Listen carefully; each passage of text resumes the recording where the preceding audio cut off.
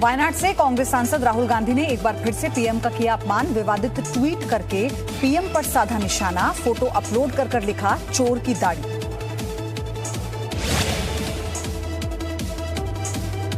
LJP के संस्थापक और पूर्व केंद्रीय मंत्री रामविलास पासवान की जयंती पर बिहार के हाजीपुर में एलजेपी का पोस्टर वॉर।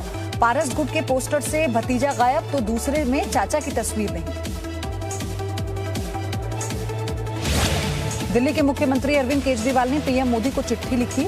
इस साल डॉक्टर को भारत रत्न देने की मांग की गई। अरविंद केजरीवाल ने कहा, डॉक्टर्स को शुक्रिया कहने का सबसे अच्छा तरीका। दरभंगा ब्लास्ट मामले में एनआईए की कफील से पटना एटीएस दफ्तर पूछताछ जारी। पार्सल ब्लास्ट मामले में की जा रही है पूछताछ। 6 दिनों की रिमांड पर है कफील। दरभंगा ब्लास्ट मामले में इमरान और नासिर ने किया बड़ा खुलासा।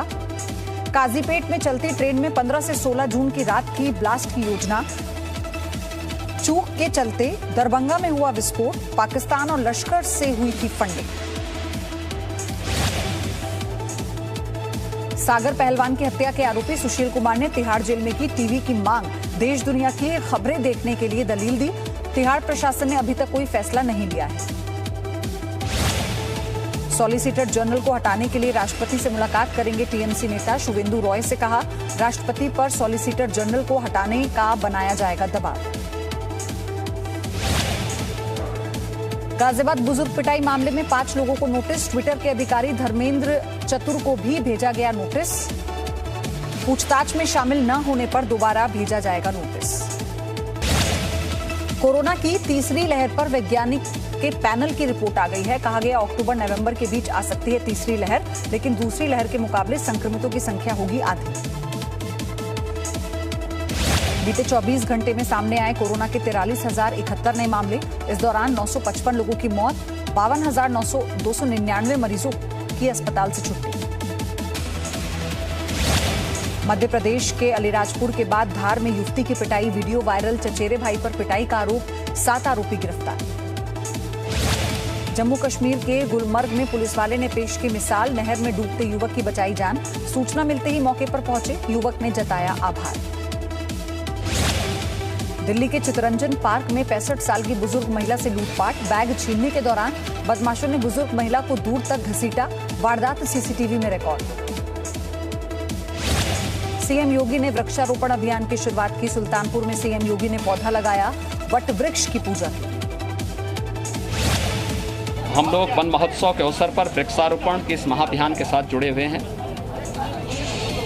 बहुत सारे इवेंट आज बन रहे हैं। 100 करोड़वां वृक्ष पौधा भी आज हम लोगों ने रोपित किया है। आज यूपी में एक दिन में लगाए जाएंगे 25 करोड़ पौधे। झांसी में राज्यपाल पौधारोपण करेंगे। अपने अपने जनपदों में बाकी मंत्री वृक्षारोपण करेंगे। पंचायत चुनाव में 75 में से 67 सीट जीतने के बाद बोले सीएम योगी, 2022 में बम्पर जीत का दावा किया। ओवैसी की चुनौती को स्वीकार किया। फिर से 2022 में प्रचंड बहुमत के साथ चुनाव जीतेंगे। हमारे राष्ट्रीय नेतृत्व ने 300 प्लस का लक्ष्य हमारे सामने रखा है। 300 से अधिक सीटें भारतीय जनता पार्टी जीत करके आगे बढ़ेगी।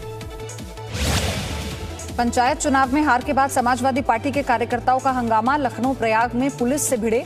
चुनाव में धांधली का आरोप लगाया। यूपी के सीतापुर में एसपी के पूर्व विधायक रामपाल यादव ने थामा बीजेपी का हाथ। कहा, समाजवादी पार्टी अब एक प्राइवेट लिमिटेड कंपनी बनी। नवनिर्वाचित जिला पंचायत अध्यक्ष का करेंगे पूरा सहयोग। पूर्व सीएम कल्याण सिंह की हालत स्थिर। सीएम योगी ने लोहिया संस्थान पहुंचकर जाना पूर्व सीएम का हाल। डॉक्टरों ने सेहत में बताया पहले से सुधार। बीएसपी के पूर्व सांसद दाऊद अहमद के खिलाफ एलडीए का एक्शन। 100 करोड़ की लागत से बन रहे अवैध निर्माण को किया ध्वस्त। हाईकोर्ट ने भी दिया ध्वस्तीकरण का आदेश। आज जो कार्रवाई की जा रही है वो जिलाधिकारी लखनऊ महोदय के आदेश पर मैं यहाँ नोडल अधिकारी के कर्तव्य का निर्वाह कर रहा हूँ। बाकी मेरे साथ पूरी टीम, एसडीएम सदर हैं, एलडीए के अधिकारी हैं, एडीएम प्रशासन साहब हैं। और हम लोगों को यह निर्धारित दायित्व दिया गया था कि भारतीय पुरातत्व सर्वेक्षण के संयुक्त निदेशक द्वारा जो ancient monuments archaeological sites and remains rules 1959 के नियम 38(2) के अंतर्गत एक आदेश पारित किया गया है, जिसमें लखनऊ में स्थित एक संरक्षित स्मारक रेजिडेंसी के जो संरक्षित क्षेत्र है उसके भीतर, उसके विनियमित क्षेत्र के भीतर एक निर्माण किया गया है, जिसकी एनओसी एसआई से नहीं ली गई है। अतः इसके ध्वस्तीकरण का आदेश पारित किया गया है। उत्तराखंड के 11वें सीएम की कमान संभालेंगे पुष्कर धामी। शपथ ग्रहण से पहले पूर्व मुख्यमंत्रियों से मुलाकात करी। मंत्रिमंडल में बहुत बदलाव की संभावना नहीं है। यूपी के इटावा में औरैया से दिल्ली आ रही थी टूरिस्ट बस में लगी आग। यात्रियों ने बस से कूदकर जान बचाई। हापुड़ में भी आग का तांडव। केमिकल टैंकर में आग लगने से मची अफरा तफरी। यूपी के जौनपुर में अज्ञात वाहन ने बाइक को मारी टक्कर। हादसे में बाइक सवार 3 युवकों की मौत। परिवार में मातम का माहौल। यूपी में मैनपुरी में रोडवेज बस की ट्रक से हुई टक्कर। सड़क हादसे में 22 एनसीसी कैडेट्स घायल हुए। 6 की हालत गंभीर। सभी को अस्पताल में भर्ती कराया गया। यूपी के संभल में पुलिस ने चेकिंग के दौरान अवैध कारतूस की बिक्री का खुलासा किया। मामले में 7 आरोपियों के खिलाफ सख्त कार्रवाई चल रही है। उत्तराखंड के अल्मोड़ा में गर्भवती महिला ने आत्महत्या की। 9 महीने पहले हुई थी शादी। आत्महत्या की वजह का पता लगाने में जुटी पुलिस। यूपी के अमरोहा में मुठभेड़ के बाद पकड़ा गया शातिर बदमाश जिशान। एक पिस्टल और एक कारतूस बरामद। विभिन्न थानों में जिशान पर 24 केस दर्ज थे। पुलिस को लंबे समय से जिशान की तलाश थी। नोएडा में पुलिस ने बैंक से पैसों की ठगी करने वाले 2 ठगों को गिरफ्तार किया। मौके पर आरोपियों से फर्जी दस्तावेज बरामद हुए। यूपी के मुजफ्फरनगर में बिजली चोरी के खिलाफ अभियान चलाया गया। चेकिंग के दौरान पकड़ने पर 16 लोगों के खिलाफ बिजली चोरी का केस दर्ज हुआ। आगरा में चाय वाले की दबंगई आई सामने। दूसरे चाय विक्रेता की लाठी डंडे से पिटाई की। पिटाई का वीडियो जमकर वायरल। यूपी के झांसी से एसटीएफ ने शराब तस्कर गिरोह के 5 सदस्यों को गिरफ्तार किया। साथ ही 1 करोड़ रुपए की शराब बरामद की। राजस्थान के उदयपुर के चिकित्सा विभाग में मचा हड़कंप। डेल्टा वेरिएंट के 15 केस आए सामने। 8 दिन पहले लिए गए सैंपल की रिपोर्ट में हुआ खुलासा। राजस्थान में एक बार फिर से रिकॉर्ड तोड़ वैक्सीनेशन। शनिवार को लगे 8 लाख से ज्यादा टीके। अब तक 2.5 करोड़ से ज्यादा का हुआ वैक्सीनेशन। अलवर के अस्पताल की हकीकत देखकर नाराज हुए कलेक्टर। राजीव गांधी सामान्य अस्पताल में घायल को नहीं मिला स्ट्रेचर। पीएमओ को लगाई फटकार। राजस्थान के डूंगरपुर पुलिस के हाथ लगी कामयाबी। राहगीरों से लूटपाट करने वाली गैंग का पर्दाफाश। 7 बदमाशों को दबोचा। कई वारदातों में शामिल थे।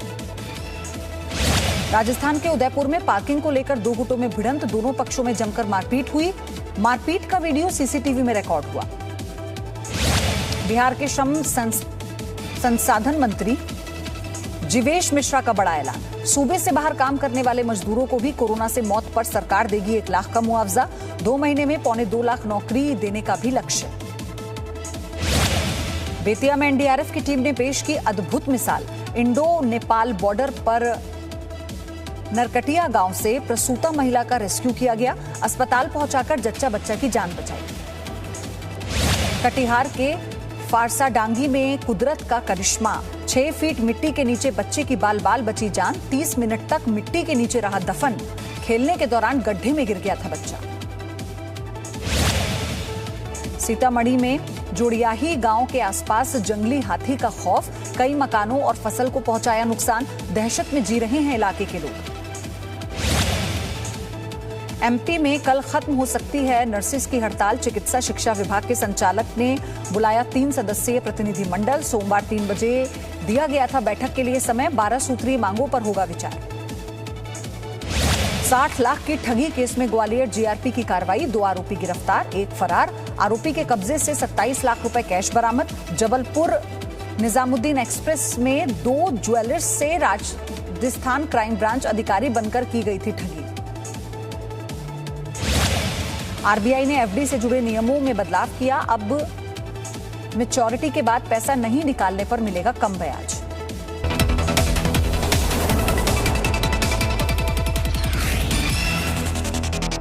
Presenting B News app, available on Google Play and App Store. Download it now.